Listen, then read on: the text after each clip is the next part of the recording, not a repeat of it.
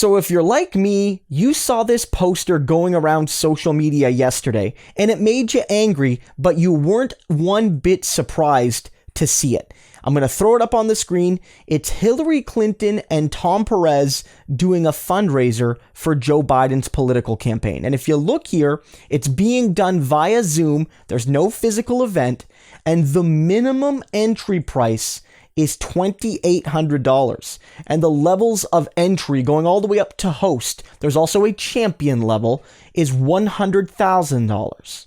Now, what this tells you is that the very lowest tier is more money than a lot of people could ever hope to give to a political candidate, could ever hope to give to a political candidate over 10 years in some cases. It's an ungodly sum of money to give to go on a live stream for the vast majority of regular people. And this is supposedly a campaign that's about helping regular folks. But it doesn't really look like it when you're setting up exclusive events where they're not allowed to come, where they're not allowed to hear what happens, where they're not allowed to be a participant. And if you look even closer, the $2,800 level has quote-unquote limited availability, which means, from my perspective, that's their poor person amount. That's the poor person discount. For them, for Hillary Clinton and for Tom Perez, the $2,800 fee is the gift fee to low-income folks, but we can only afford to have so many of them in the room. If you want to guarantee a spot, you got to go double that to $5,600. Again, this is on Zoom. I don't defend the Pete Buttigieg wine cave model of fundraising. I don't. But if you are going to do those models, if you are going to fundraise based off the reality of putting people in a room and giving them a dinner and letting them be close to the candidate, there are sometimes physical realities to that. There are physical limitations. The wine cave is only so big. You can only put so many people in it. And so if you are going to fundraise, then you need to charge a certain amount of money to guarantee that it'll actually be worth it from a fundraising perspective. And the whole point is to be exclusive. But you can use the mask of physical space realities to get around that fact. But on Zoom, or at least on the internet more broadly, when you throw in Twitch and you throw in YouTube and social media live streaming capabilities, there's in effect an unlimited amount of space for people to come and hear from Hillary Clinton and Tom Perez about why they support Joe Biden. And so the only reason this fee exists, the only reason, is to exclude regular folks. And you might say, well, they're also trying to raise money.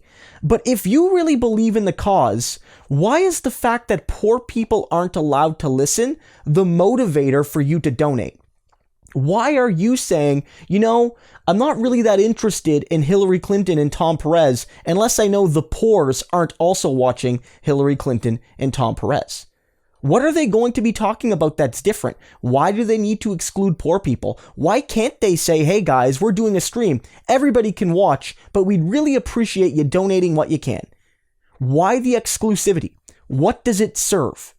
And it serves, I think, the fact that they're not going to be saying the same things in this $2,800 to $5,600 stream, if not more, as they are when they talk to quote-unquote regular folks.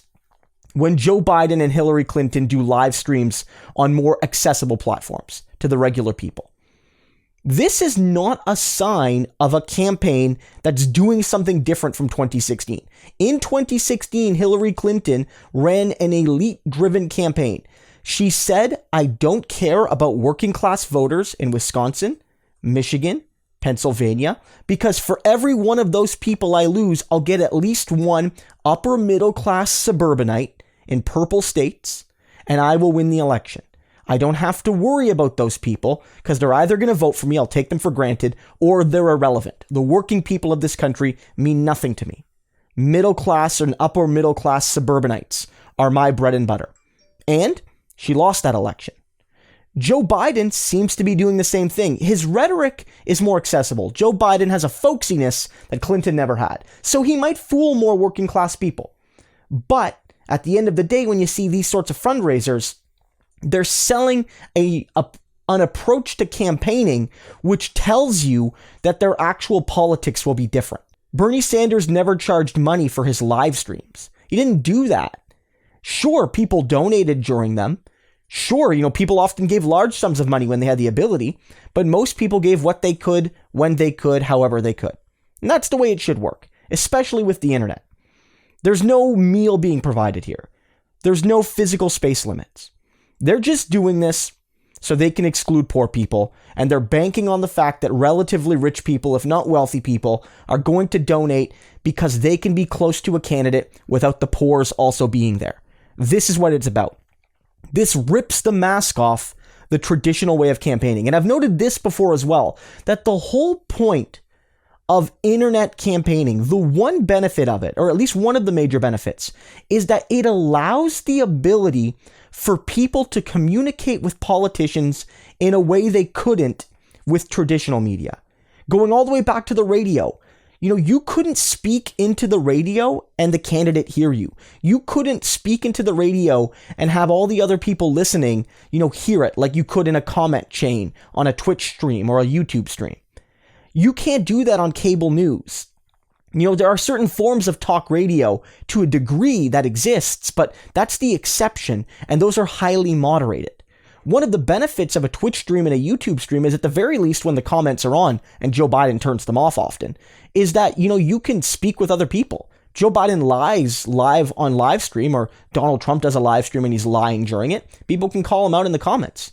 No guarantee that the actual host will read it out. They probably won't, but at least the other people, watching along have a chance to see it. There's a certain accountability there.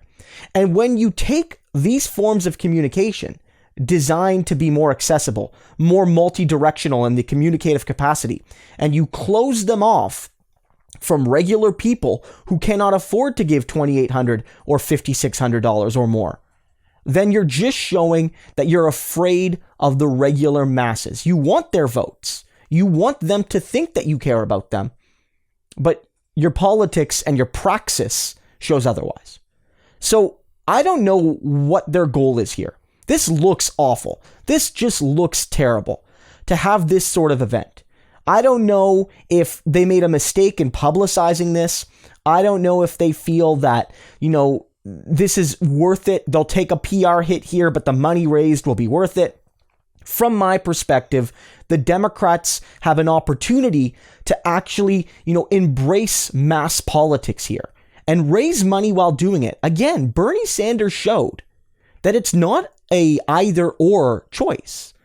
You can be accessible to regular folks with massive rallies and with live streams where you don't have to pay to get in and still raise the most money. And so Democrats saying that's just the game. You got to raise money, screw ethics and screw morals. You got to raise money.